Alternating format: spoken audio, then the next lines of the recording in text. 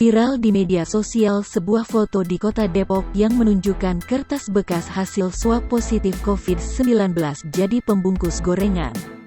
Terkait viralnya foto tersebut, pihak Dinas Kesehatan dan Kepolisian setempat langsung memberikan penjelasan.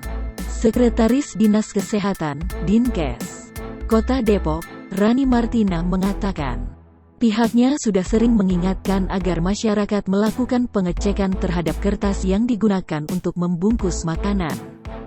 Imbauan itu diberikan terutama kepada para penjual makanan termasuk penjual gorengan.